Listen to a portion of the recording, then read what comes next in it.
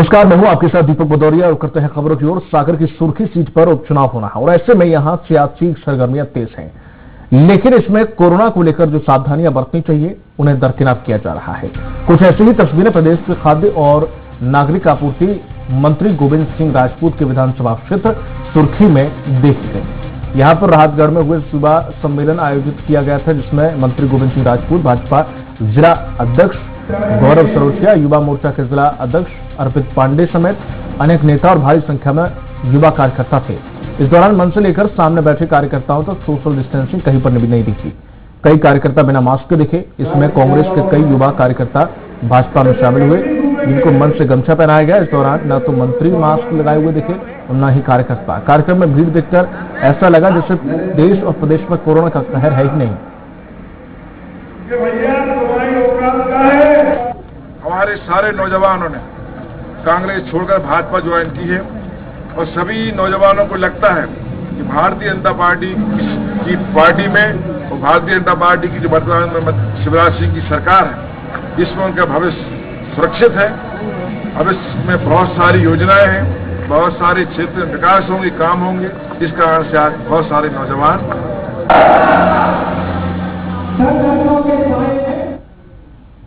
और आपको बता दें कि राहतगढ़ सम्मेलन में बिना मास्क लगाए आप तस्वीरों में देख सकते हैं यहां पर किस तरह से खचाखची पूरा हॉल भरा हुआ है कार्यकर्ताओं से। ऊपर नीचे हर जगह कार्यकर्ता दिख रहे हैं, लेकिन सोशल डिस्टेंसिंग कहीं पर भी नहीं दिख रही है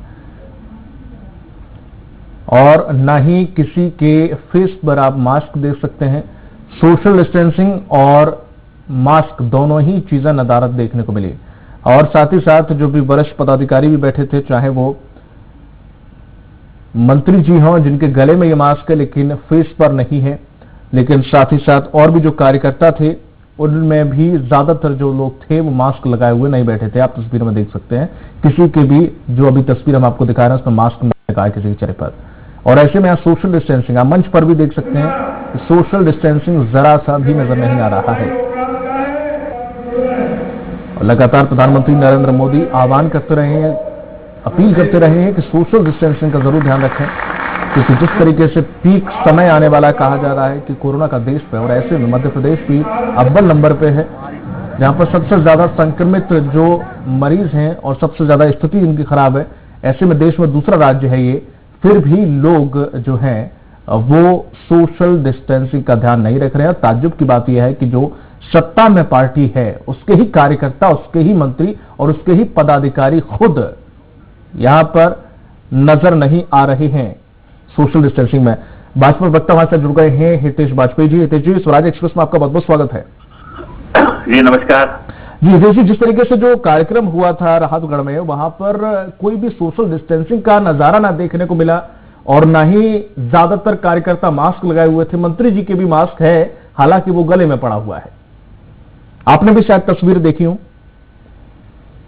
हाँ जी, मैंने देखी है और काफी लोग तो लगाए हुए हैं, पर हाँ ये बात जरूर है कि हमें पॉलिटिकल एक्टिविटीज में और सेंसिटाइजेशन की आवश्यकता है, इससे नकारा नहीं जा सकता और इसको आप दलगत रूप से नहीं देख सकते। ये मेरा बहुत अनुरोध है, नहीं तो क्या होगा, ठीक है हम बीजेपी कांग्रेस जरूर करेंगे पर उसमें फिर मुद्दा गुम जाता है, क्योंकि हम जैसे आप बीजेपी के दिखाएंगे तो हम उसके डिफेंस में बोलने लग जाते हैं। आप फिर जैसे आप कांग्रेस का दिखाएंगे तो कांग्रेस उसके डिफेंस में बोलने लग जाएगी।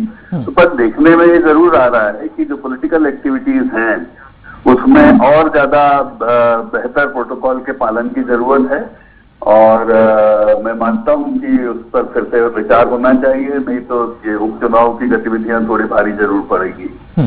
दुर्गेश शर्मा भी जुड़ गए हमारे साथ, तो कांग्रेस प्रवक्ता है। दुर्गेश जी, आपका बहुत बहुत स्वागत है। जिस तरीके से जो आपने भी देखी होंगी तस्वीर है कि राहतगढ़ में जो युवा सम्मेलन हुआ वहां पर जो देखने को मिला, सोशल डिस्टेंसिंग का जरा सा भी कहीं नहीं देखने को मिली। चाहे वो मंच की बात करें, चाहे वो कार्यकर्ताओं की बात करें। मास्क जरूर कुछ कार्यकर्ता लगाए थे, वो 20% थे, बाकी जो थे वो नहीं लगाए हुए थे। ऐसे में जब उपचुनाव दूर है तब ये स्थिति अभी से ऐसी है। बाकी अब जब कार्यक्रम बढ़ेंगे, सम्मेलन बढ़ेंगे, इस तरीके के और भी कार्यक्रम आयोजित होंगे, तब कैसे ये भाजपा संभालेगी? मेरे भारत में सोशल डिस्टेंसिंग का पालन करना और मास्क लगाने की जवाबदारी कांग्रेसियों को, हिंदुस्तान के आम नागरिकों को और भारतीय जनता पार्टी के अलावा सारे दल के लोगों के लिए पाबंदित है। जी। जो इसका नियम तोड़ेगा उसको उसके ऊपर कानूनी कार्रवाई होगी, सजा होगी। यदि कोई इसके नियम का पालन करते हुए भी अपनी बात को रखेगा तो सरकार जब चाहे तब उस पर केस लगाएगी। ये हो रहा है और वस्तु स्थिति ये है, चाहे सुदर्शन गुप्ता का प्रदर्शन हो, वो अनाज बांटने वाला, या गोविंद राजपूत का प्रदर्शन हो, या मध्य प्रदेश का जिनकी जवाबदारी है मिस्टर नरोत्तम मिश्रा जी, उनके कोई भी कार्यक्रम या कोई भी प्रदर्शन हो, सोशल डिस्टेंसिंग का पालन नहीं होता है, मास्क लगाने की जवाबदारी उनकी नहीं है, क्योंकि कोरोना उनके लिए मुक्त है, उनको जीवन में कोरोना नहीं होगा, ईश्वर ना करे कि उनको कोरोना हो। पर जो सोशल डिस्टेंसिंग का पालन और जो मास्क लगाने की जो स्थितियां हैं, ये लोगों को एक मैसेज के रूप में वरिष्ठ लोगों के माध्यम से जाना चाहिए। और जब वरिष्ठ इस नियम को तोड़ेंगे तो फिर जो आम जनमानस है, जो नया युवा है, वो कैसे मानेगा जब वो ये देखता है कि वो एक बड़े बड़े नेता भारतीय जनता पार्टी के, जो अपने आप को इस देश की धरोहर मान रहे हैं, अपने आप को ये बोल रहे हैं कि देश हमारे ही उस पर चल रहा है, हम ही सब कुछ कर सकते हैं, वो यदि इस तरीके का प्रस्तुतिकरण देंगे तो निश्चित ये दुर्भाग्यपूर्ण है और इन पर सब पर कार्रवाई होना चाहिए। सबसे पहले नरोत्तम मिश्रा जी के खिलाफ केस दर्ज होना चाहिए, गोविंद सिंह राजपूत के खिलाफ केस दर्ज होना चाहिए। इनके ऊपर यदि सख्ती से कार्रवाई नहीं होगी तो कोई भी अब इस नियम को तोड़ते नजर आए तो उस पर कार्रवाई करना उचित नहीं है। वाजपेयी जी, सवाल ये नहीं है कि चलो ठीक है, कार्यकर्ता जिसमें से कुछ आ जाते हैं, मैं समझ सकता हूं कि कुछ आ जाते हैं, आप नहीं बोल सकते उन्हें इतने कार्यकर्ताओं में, लेकिन सवाल ये खड़ा होता है कि अगर मंत्री जी को ही हो जाता है किसी प्रकार से संक्रमण, तो जाहिर है कि मंत्री जी से, मंत्री का बैठना है अन्य लोगों से या अन्य पदाधिकारियों से, मुख्यमंत्री के साथ, तो ऐसे में जाहिर है कि कई राज्यों में देखने को भी मिला है कि मंत्रियों में कोरोना हुआ है, ऐसे कई मामले सामने आए हैं। अभी कांग्रेस के एक विधायक है, उनको भी आपने सुना होगा, तो ऐसे में उन्हें एहतियात बरतना चाहिए था। नहीं, वो जो कांग्रेस के विधायक जिनको हुआ है वो कांग्रेस के वक्तव्य के अनुसार तो भाजपा में आ चुके हैं, क्योंकि कोरोना तो भाजपा के लोगों को हो रहा है। ये कहना चाहती है कांग्रेस, क्योंकि कांग्रेस ने कोरोना का पॉलिटिसाइजेशन, राजनीतिकरण करने का एक दृढ़ निश्चय बना लिया है।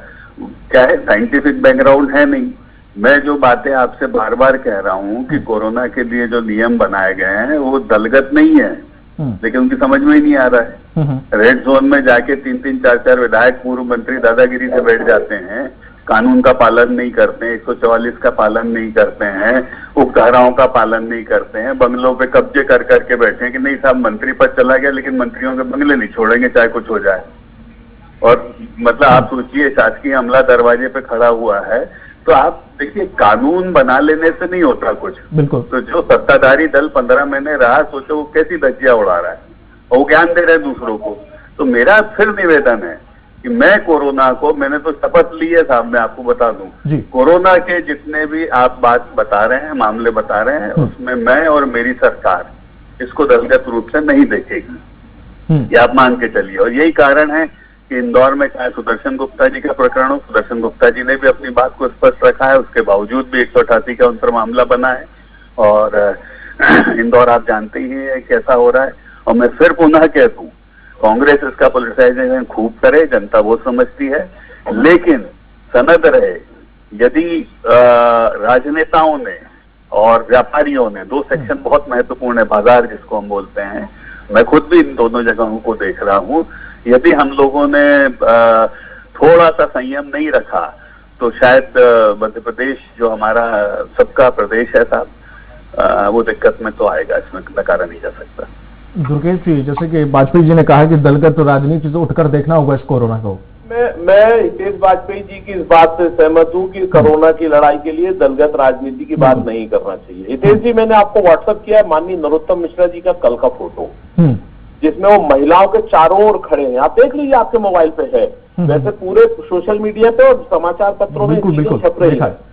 उस पर क्या आप नरोत्तम मिश्रा जी के खिलाफ धारा 188 की कार्रवाई की मांग करेंगे माननीय हितेश वाजपेयी जी?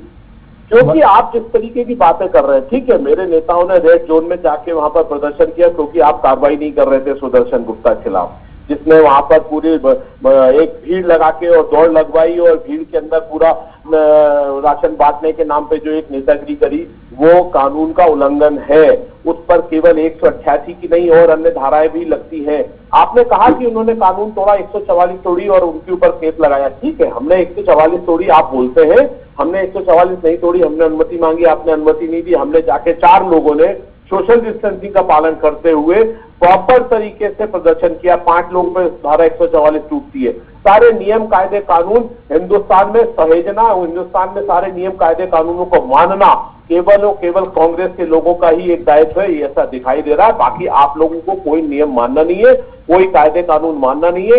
आप हमको कहोगे कि साहब उन्होंने ऐसा कर दिया, उन्होंने वैसा कर दिया, आपसे बात करो खेत की, आप खलियान की बात करने लगोगे, खलियान की बात करोगे तो आप जाके चक्की पे बात कोई भी पार्टी पर आप जगह पे बात नहीं करोगे। बिल्कुल, क्या नरोत्तम मिश्रा के खिलाफ कार्रवाई होना चाहिए? क्या गोविंद सिंह राजपूत के खिलाफ कार्रवाई होना चाहिए? हितेश वाजपेयी जी यदि शपथ ली है तो शपथ के साथ में आप बोलिए कि नरोत्तम मिश्रा पे जवाब ले लेते हैं। दुर्गेश जी जवाब ले लेते हैं। केस दर्ज होना चाहिए। वाजपेयी जी, देखिए, मेरी इस अप्रासंगिक बातचीत में कोई दिलचस्पी नहीं है कि वो कुछ बोले, हम कुछ बोले, इससे कोरोना नहीं जाने वाला। हितेश वाजपेयी जी, अंतिम सवाल, वाजपेयी जी, अंतिम सवाल। दुर्गेश जी, दुर्गेश जी, और नहीं सुन सकते तो घर जाइए। दुर्गेश जी, एक मिनट, वाजपेयी जी एक अंतिम सवाल, वाजपेयी जी का अंतिम सवाल कि जिस कुछ तरीके भी से सवाल करिए। देखिए, मैं फिर आपको निवेदन करूंगा कि देखिए, मैं ये उल जलूल की बातों में मेरी कोई दिलचस्पी नहीं है, जिसमें कांग्रेस की ज्यादा है। ठीक है ना? बिल्कुल बिल्कुल, दुर्गेश जी मैं ले रहा हूँ, दुर्गेश जी मैं सवाल का जवाब दे रहा हूँ। समय दीजिए आप। वाजपेयी जी, जिस तरीके से हाँ ये देखने को मिले हैं, लेकिन हाँ आपके मंत्री हो, उन्हें एहतियात बरतना चाहिए क्योंकि पीक टाइम चल रहा है, समय ऐसा चल रहा है कि करना चाहिए। लेकिन वाजपेयी जी एक अंतिम सवाल ये था कि समय जैसे कि अब चुनाव में नजदीक आएगा तो जाहिर है कि वर्चुअल रैली का भी एक ट्रेंड चला है, तो क्या कुछ बीजेपी कुछ इस तरीके के कुछ उपाय सोचेगी आज की अत्याधुनिक तकनीक को लेकर, या कोई गाइडलाइन जारी करेगी कि कभी भी नेता जाए, कोई भी रैली हो या कोई भी समारोह होता है तो उसमें इस तरीके की हालात ना बने दोबारा से? मेरे मित्र, मैं फिर कह रहा हूं आपसे, जहां तक आपका वर्चुअल रैलीज का संबंध है, हमने 1000 रैलीज अभी करी जिसमें लाखों लोगों को लिया गया। आपने फोटोग्राफ भी देखे होंगे, लोग घर में बैठकर अपने मोबाइल से सुन रहे हैं। और हमने जो अभी नितिन गडकरी जी की रैली करी थी, उस रैली को 10 लाख से ऊपर लोग अभी भी देख चुके हैं। तो ऐसा नहीं है कि नहीं पहुंचा जा सकता। भाई, लोगों तक पहुंचने के लिए बुद्धि का और विज्ञान का प्रयोग करिए, लेकिन आप तो तूतुए में उलझना चाहते हैं। भाई, जब रेड जोन में बैठना ही अलाउड नहीं है तो कुछ सोच के तय किया होगा ना। 144 की धाराएं पढ़ते ही नहीं चाहते, बिना मास्क के मुंह में। ठीक है ना? अब ये देखो, ये फिर बीच में बोलने लगे।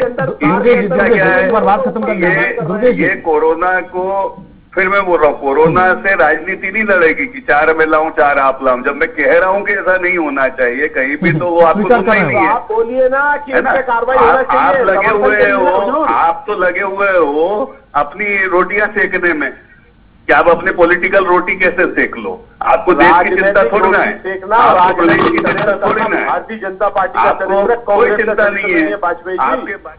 चले वाजपेयी जी, आपका भी जुड़ने के लिए बहुत बहुत शुक्रिया, और दुर्गेश जी आपका भी बहुत बहुत शुक्रिया। दोनों ही नेता अपनी अपनी बात रख रहे थे, लेकिन सवाल यह खड़ा होता कोई भी गलती मानने को प्रॉपर तरीके से तैयार नहीं था, क्योंकि जिस तरीके से यहाँ पर सिर्फ मंत्री को एक खतरा नहीं था, बल्कि वहां कार्यकर्ता और कार्यकर्ता से कई कार्यकर्ताओं में ये फैलने का यहाँ संक्रमण खतरा था। लेकिन जिस तरीके से मंत्री अगर ऐसा करेंगे तो जाहिर है उनके कार्यकर्ता और कार्यकर्ता से प्रदेश की जनता पर क्या असर पड़ता है। लेकिन कोई भी, चाहे वो कांग्रेस हो चाहे वो बीजेपी, दोनों में से स्वीकार करने को तैयार नहीं है, बस अपनी अपनी राजनीति जरूर करने के लिए आगे आ रहे हैं।